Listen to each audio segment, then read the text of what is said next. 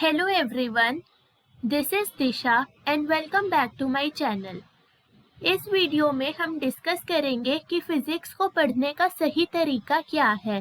साथ ही मुझे कई बच्चों के डाउट्स और क्वेरीज आ रहे थे कि न्यूमेरिकल्स कैसे सॉल्व करने हैं और फिजिक्स के लिए कुछ टिप्स दीजिए। तो इस वीडियो में हम इन सब टॉपिक्स को डिस्कस करेंगे। Please watch the video till the end, क्योंकि मैं एंड में फिजिक्स के लिए इम्पोर्टेंट टिप्स शेयर करने वाली हूँ। सबसे पहले अगर आपको फिजिक्स को बहुत अच्छी तरह पढ़ना है तो आपको फिजिक्स को वेरी बेसिक थ्योरी से पढ़ना स्टार्ट करना होगा।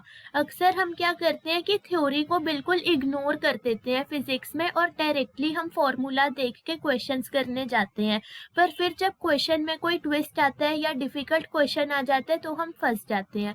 इसलिए हमें थ्योरी को बहुत स्ट्रॉन्ग करना होगा। फिजिक्स में हमें बिल्कुल स्टार्टिंग से रीडिंग करनी होगी। इसके लिए आप एनसीईआरटी बुक यूज़ करो। अगर आपको एनसीईआरटी की लैंग्वेज डिफ़िकल्ट लग रही है तो आप कोई और रेफरेंस बुक भी फॉलो कर सकते हो, पर फिज़िक्स में हमें बिल्कुल बेसिक डेफिनेशंस को भी पढ़ना होगा और उन्हें याद भी रखना होगा। इसलिए फिज़िक्स को अगर आप पढ़ना स्टार्ट कर रहे हो तो बिल्कुल बेसिक से पढ़ना स्टार्ट करो। एक बार सभी डेफिनेशंस और बेसिक चीज़ें पढ़ने के बाद हमें डेरिवेशंस में जाना है। फिर हमें उसमें समझना है कि फॉर्मूला डिराइव कैसे हुआ है और डेरिवेशंस को हमें लिख लिख के प्रैक्टिस करना है। उन्हें हमने अपनी कॉपी में 2 से 3 बार लिख के प्रैक्टिस करना है, तभी वो हमें याद रहेंगी। एक बार जब फॉर्मूला डिराइव हो जाता है उसके बाद हमने देखना है कि फॉर्मूला को क्वेश्चन में यूज़ कैसे करना है। इसके साथ ही एक और इम्पॉर्टेंट चीज़ ये है कि जो भी ग्राफ्स आते हैं फिजिक्स में उन्हें हम बिल्कुल भी इग्नोर नहीं कर सकते, क्योंकि ग्राफ से हमारी अंडरस्टैंडिंग इम्प्रूव होगी।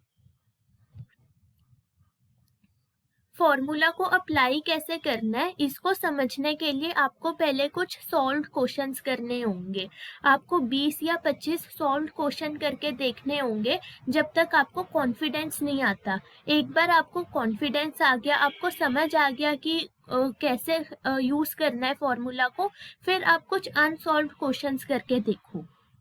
और जो एनसीईआरटी के क्वेश्चंस होते हैं, चाहे वो एनसीईआरटी के सॉल्व्ड एग्जाम्पल हो, चाहे वो इन टेक्स्ट क्वेश्चन हो, चाहे आउट टेक्स्ट हो, वो सभी बहुत इंपॉर्टेंट है। उन्हें हम बिल्कुल भी छोड़ नहीं सकते, क्योंकि एनसीईआरटी के क्वेश्चंस कई बार डायरेक्टली एग्जाम में पूछ लिए जाते हैं और वो आपकी नीट और बोर्ड दोनों प्रिपरेशंस को में हेल्प करेंगे, इसलिए उनको बिल्कुल भी नहीं छोड़ना है।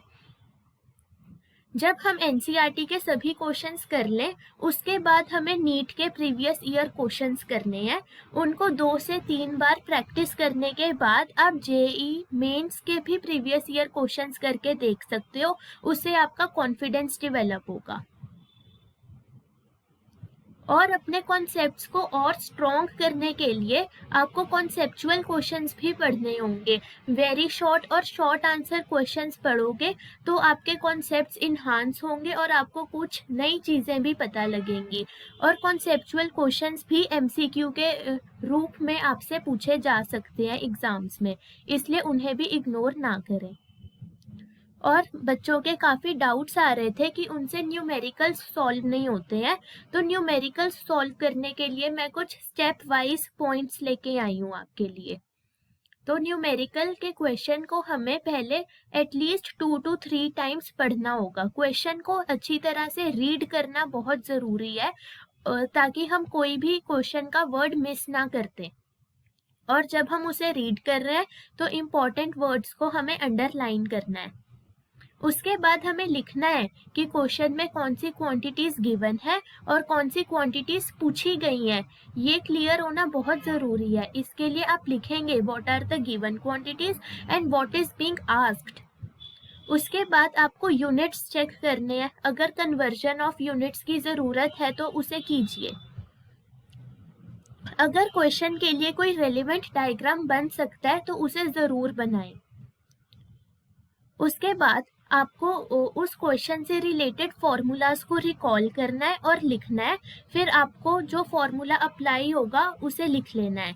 उसके बाद फॉर्मूला में आपको वैल्यूज पुट करनी है और सॉल्व करना है। उसके बाद जो आपका फाइनल आंसर आएगा, मेक श्योर कि आप उसमें करेक्ट यूनिट्स डालें, ये बहुत ज़रूरी है। तो ये थे step wise tips to solve the numericals. अब हम चलते हैं कुछ क्विक टिप्स में फिजिक्स के लिए। तो फिजिक्स में फॉर्मूलाज याद रखना बहुत ज़रूरी है। फिजिक्स में बहुत सारे फॉर्मूलाज हैं, तो उन सबको याद रखने के लिए हमें एक फॉर्मूला बुक बनानी होगी, जिसमें हम चैप्टर वाइज सभी फॉर्मूलाज को लिखते रहेंगे और उसे हमने रेगुलरली रिवाइज करना है। उसके बाद हर चैप्टर के एंड में जो शॉर्ट समरी या पॉइंट्स टू पॉन्डर दिए होते हैं एनसीईआरटी बुक में, उसे हमने रीड करना है रेगुलर बेसिस पे, ताकि हम किसी भी चीज़ को भूल ना जाएं या कोई भी पॉइंट हमसे मिस ना हो जाए। और फिजिक्स पे कमांड पाने का एक तरीका ये है कि आपको बहुत सारे क्वेश्चंस प्रैक्टिस करने होंगे। आप जितने क्वेश्चंस प्रैक्टिस करोगे उतनी फिजिक्स आपकी इम्प्रूव होगी, इसलिए practice as many questions as you can. और आपने डायरेक्टली डिफिकल्ट क्वेश्चंस पे नहीं जाना है, आपको ग्रेजुअली अपना लेवल इंक्रीज करना है from easy questions. you have to start from easy and simple questions and then go to moderate and then to difficult questions. अगर आप एक क्वेश्चन को सॉल्व नहीं कर पा रहे हो तो आपको छोड़ नहीं देना है, you don't have to lose hope. आपको देखना है कि आप उस क्वेश्चन में कहाँ फंस रहे हो और किस चीज़ के कारण आप उसे सॉल्व नहीं कर पाए, और उसे आपने दोबारा करना है, उस टॉपिक पे आपने दोबारा जाना है, उसकी थ्योरी को दोबारा पढ़ना है। अगर आपको कोई टॉपिक समझ नहीं आ रहा तो आप उसकी थ्योरी पे वर्क करो, उसकी थ्योरी को 3 या 4 बार पढ़ो तो वो आपको अपने आप समझ आ जाएगी। और एंड में मैं ये बोलना चाहूँगी कि अपने प्रोग्रेस को एनालाइज करने के लिए आपको बहुत सारे टेस्ट देने होंगे। पहले आप चैप्टर वाइज टेस्ट दो, फिर आप देखो कि आपका कौन सा क्वेश्चन गलत हो रहा है। जो टॉपिक का क्वेश्चन आपका गलत हो रहा है उसमें आपने ज़्यादा ध्यान देना है और उसे दोबारा पढ़ना है। और जो भी आपके फॉर्मूलाज गलत हो रहे हैं उन्हें भी एक जगह पे लिख लो और उन्हें बार बार रिवाइज करो। जितने ज़्यादा आप टेस्ट दोगे उतनी ज़्यादा आपकी फिजिक्स इम्प्रूव होगी।